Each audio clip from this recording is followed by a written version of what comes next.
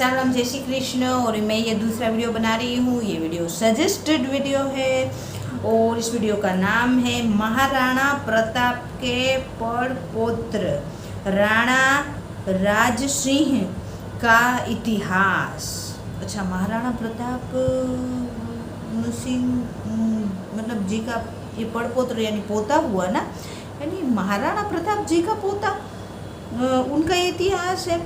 तो और जिस चैनल का ये वीडियो है उस चैनल का नाम है डिमांडिंग पंडित। बहुत अच्छा इतिहास पे वीडियो बनाती है फ्रेंड्स ये। तो आइए पहले देख लेते हैं हम ये वीडियो, उसके बाद हम बात करेंगे। काफ़ी लेंथ बड़ी हो जाती है वीडियो की, फिर आप लोग नहीं देखते हो। तो आइए पहले देख लेते हैं वीडियो, उसके बाद हम बात करेंगे। हाँ, 1 2 3 स्टार्ट। इतिहास में कई ऐसे महान वीर योद्धा हुए जिन्हें इतिहास की किताबों से गायब कर दिया गया। जिन वीर सपूतों को हमारे इतिहास के पन्नों में जगह नहीं मिली, असल में उन्हीं वीरों ने बड़े बड़े सुल्तानों को अपनी जूती की नोक पर रखा। एक ऐसा ही वीर योद्धा था महाराणा राज सिंह।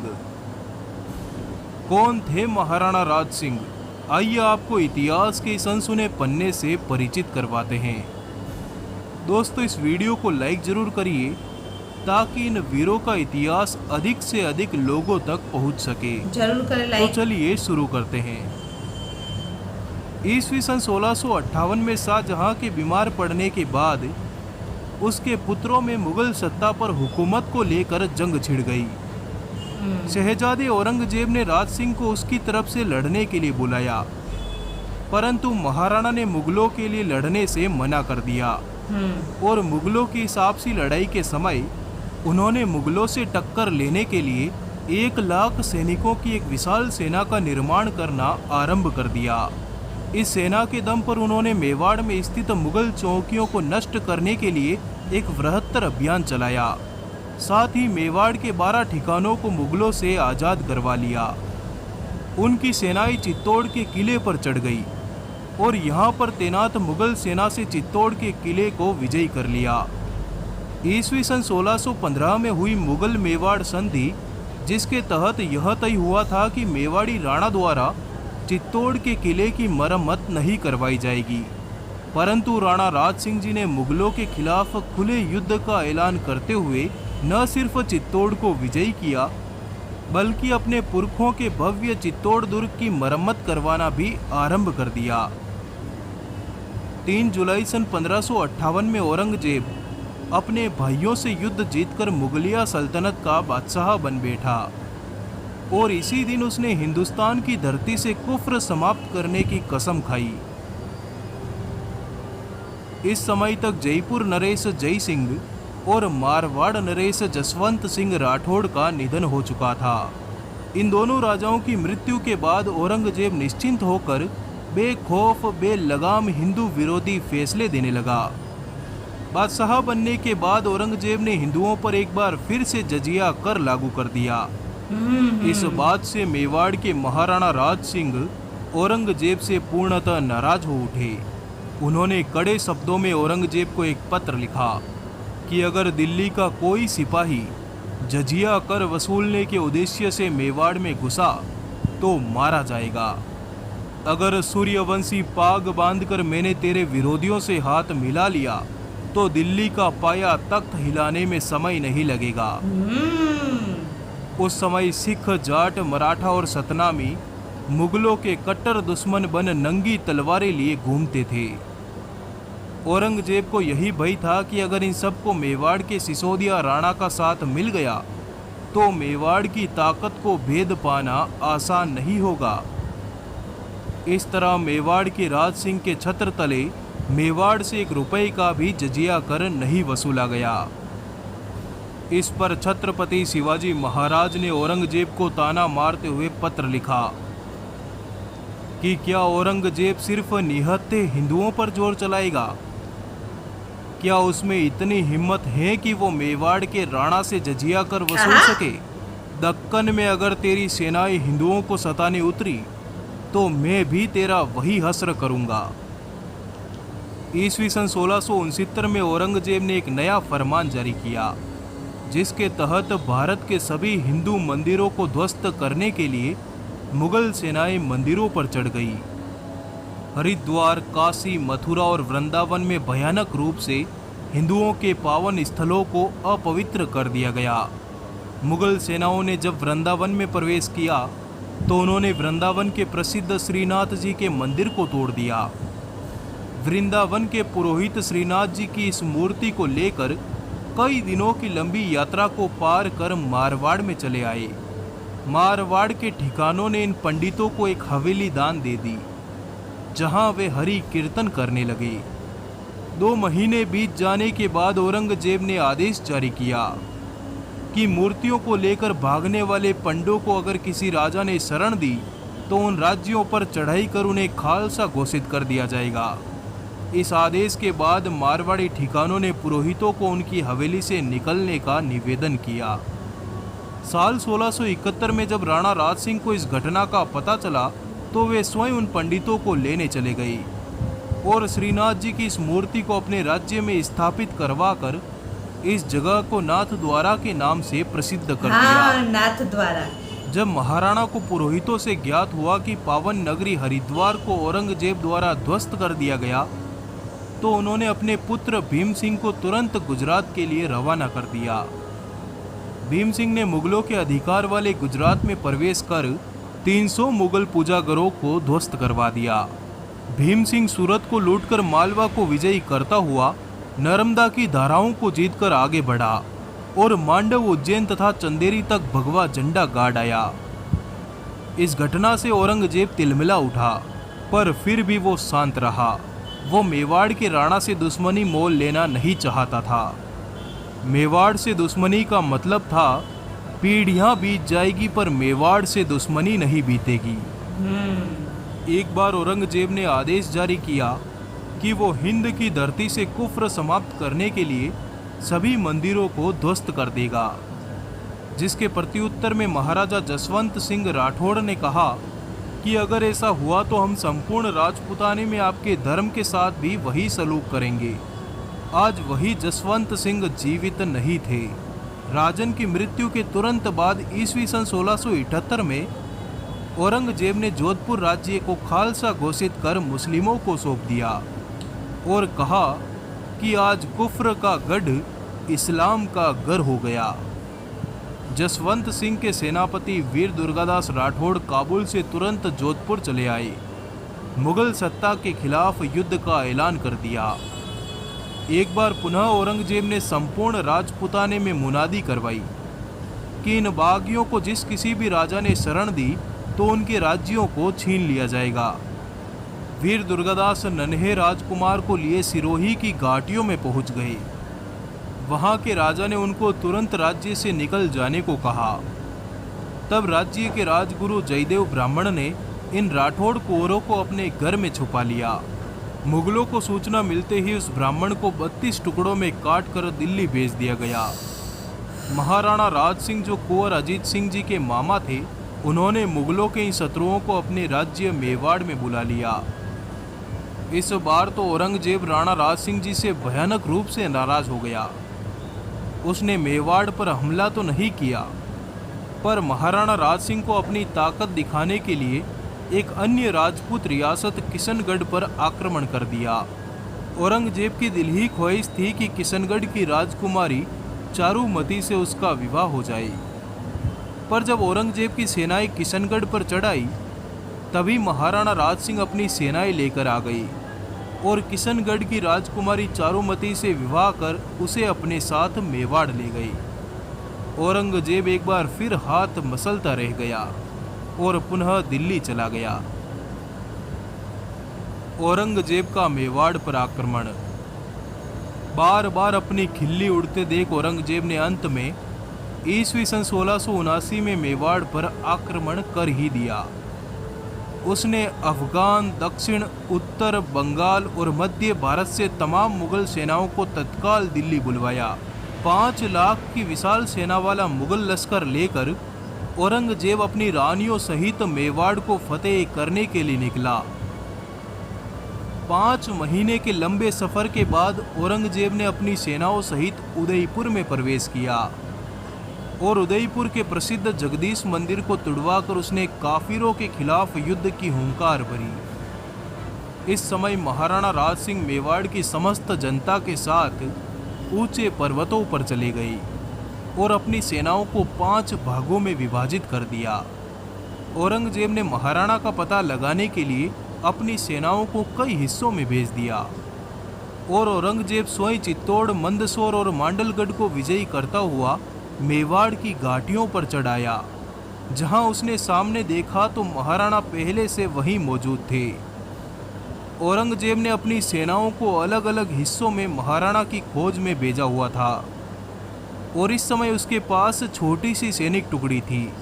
ऐसी स्थिति में वो महाराणा को पूरे लश्कर के साथ देखकर घबरा गया। तुरंत ही महाराणा ने घेरा बनाकर औरंगजेब पर हमला किया। इस घाटी पर घनघोर युद्ध हुआ। हसन अली खां औरंगजेब को बचाकर युद्ध भूमि से बाहर ले गया। बादशाह के निकलते ही मुगल सेना भी रफू चक्कर हो उठी। उन्होंने पीछे मुड़कर भी नहीं देखा। कहा जाता है कि ईस्वी सन 1680 में औरंगजेब के षड्यंत्र के तहत महाराजा राज सिंह जी को विष दे दिया गया था, जिससे उनकी मृत्यु हो गई।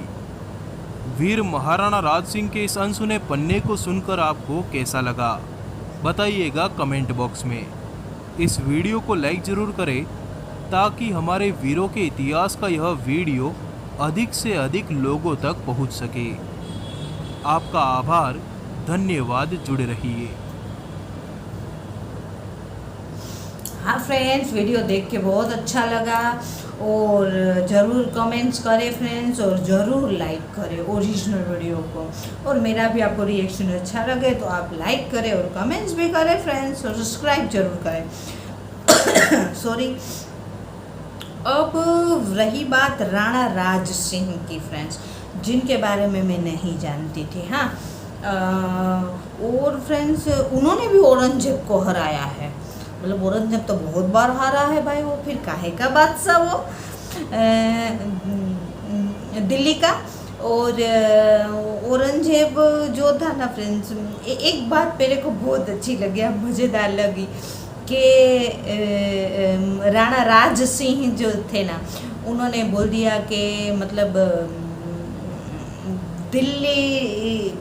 दिल्ली से कोई भी अगर आएगा जजिया लेने तो वो मतलब मेवाड़ की जो जनता थी वो नहीं देगी। उन्होंने वो बंद करवा दिया था मेवाड़ की जनता से, क्योंकि वो मेवाड़ के राजा थे फ्रेंड्स। और वैसे तो उन्होंने बहुत जीते थे। और ये पूरा वीडियो देख के से लगता है ना फ्रेंड्स कि जहाँ जहाँ जब औरंगजेब से कोई दुखी या मुश्किल में होते थे तो उधर राणा राज सिंह पहुँच जाते थे और वो फ्रेंड अपने मेवाड़ में बुला लेते थे। और मेवाड़ में आने की हिम्मत औरंगजेब की नहीं थी फ्रेंड्स। वो बहुत प्रयत्न करता रहा कि औरंगजेब कि वो उन मेवाड़ में राणा राज सिंह जी से नहीं भिड़े, लेकिन आखिर में वो सब उनकी मजाक उड़ा रहे थे। तब वो आखिर में वो उन्होंने युद्ध किया और युद्ध में तो वो भाग गया, लेकिन बोले कि विष देने से वो राणा राज सिंह की मृत्यु हो गई। औरंगजेब की ही साजिश थी, ये विष दे दिया। यानी वो एक बार फिर साबित हो गया, दगे से मारो वीरों को, जो मुगल की यही सच्चाई है फ्रेंड्स। और एक बात मेरे को बहुत अच्छी लगी, मज़ेदार लगी कि उसी टाइम तो सन 1600 में ही तो छत्रपति शिवाजी महाराज थे, यानी 2 वीर और 2 लेजेंड दोनों एक साथ थे फ्रेंड्स। छत्रपति शिवाजी महाराज ने भी औरंगजेब को एक पत्र लिखा और पत्र में उनको जोरदार ताना दिया कि तुम कब तक निर्दोषों का खून बहाएगा। अगर मतलब हिम्मत है तो मतलब राणा राज सिंह से भिड़ के देखो। और जो उन्होंने जो बोला है ना कि मेवाड़ की जनता जजिया नहीं देगी, अगर तुम डक्कर में भी हमसे जजिया लेगा ना तो हम भी तुम्हारा वही हाल करेंगे। वो हम मेरे को बहुत अच्छा लगा। हाँ, और फ्रेंड वाकई में क्योंकि ये तो सन 1600 में आए फ्रेंड्स, लेकिन इनका भी इतिहास हमको नहीं मालूम है। और पता है सबको ये मालूम रहेगा कि अकबर कौन था या बाबर कौन था या औरंगजेब कौन था, वो सब जान के हम लोग क्या करेंगे? हमको इन सब लेजेंडों के बारे में नहीं पता है। हमारे इतिहासकारों ने इन लोगों के बारे में कुछ लिखा ही नहीं है जो हम लोगों को कुछ पता चले फ्रेंड्स। और अभी भी हम किसी न्यूज़ के द्वारा या किसी पत्रकार के द्वारा सुनते हैं। तो फ्रेंड्स बीच में मैंने एक वीडियो बनाया था, उस वीडियो में वो जो पत्रकार था वो औरंगजेब को आप बोल रहा है और छत्रपति शिवाजी महाराज को तुम बोल रहा है फ्रेंड्स। तो ये काहे के इतिहासकार और काहे के लोग पत्रकार, मेरे को तो ये समझ में नहीं आता फ्रेंड्स। और रही बात राणा राज सिंह जी की फ्रेंड्स, तो वो भी काफ़ी गौरवशाली। और दूसरी बात फ्रेंड्स ये है कि मतलब जितने मेवाड़ में लेजेंड आए फ्रेंड्स, सब धांसू आए हैं, एक से बढ़ के एक आए हैं। और इसमें जो लिखा है ये तो पड़पोते यानी पड़पोते ना थे महाराणा प्रताप जी के। तो फ्रेंड फिर सिसोदिया वंश के थे, तो फिर तो कुछ बोल ही नहीं सकते, या उधर ही हमारा मुंह बंद हो जाता है, क्योंकि उधर हम मतलब वो तो फिर गुणों की, महानता की और वीरता की खान हो गई ही फ्रेंड्स। और फ्रेंड्स ये वीडियो बहुत अच्छा था। दूसरी बात है कि जो जजिया है, वो जजिया है ना फ्रेंड्स, अकबर ने बंद किया था। जब से मुग़ल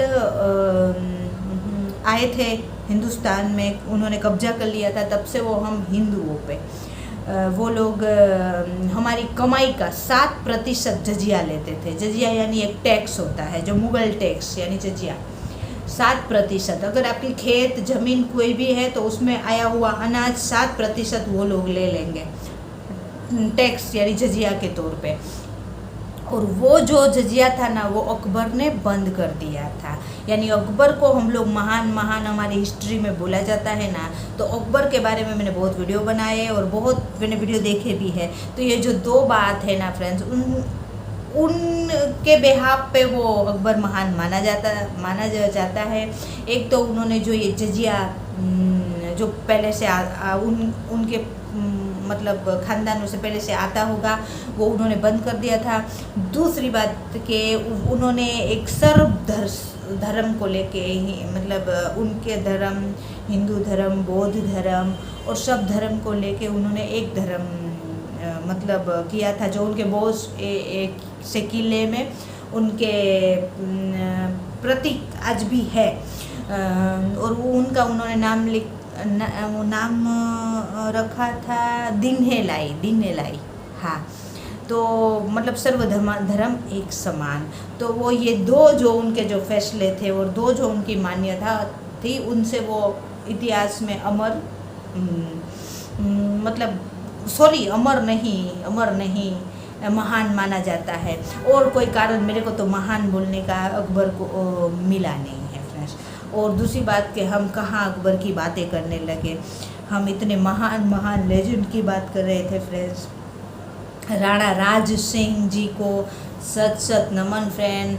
और मेरे को एक बात बहुत अच्छी लगी कि जो फ्रेंड दुखी होते हैं उस टाइम, जो औरंगजेब से परेशान हो जाते थे, वो सब फ्रेंड मेवाड़ में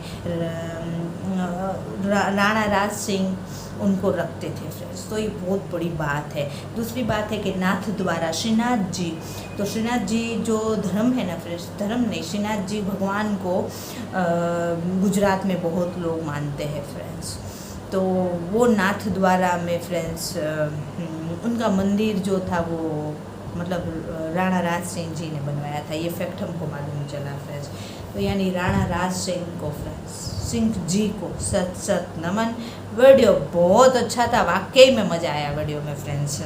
आपको मेरा रिएक्शन अच्छा लगा हो तो वीडियो को लाइक, चैनल को सब्सक्राइब, कमेंट्स ज़रूर करें। और सब्सक्राइब तो करना ही करना है फ्रेंड्स, हाँ। और कमेंट्स भी करें, कमेंट से मेरे को अच्छा लगता है। और वीडियो की लेंथ फिर से 20 मिनट की हो गई है फ्रेंड्स, तो वीडियो स्किप मत करना, ज़रूर देखना, हाँ। और अब मिलते हैं फ्रेंड ऐसे ही किसी वीडियो की वीडियो में। बाय बाय, जय हिंद, वंदे मातरम, बाय बाय।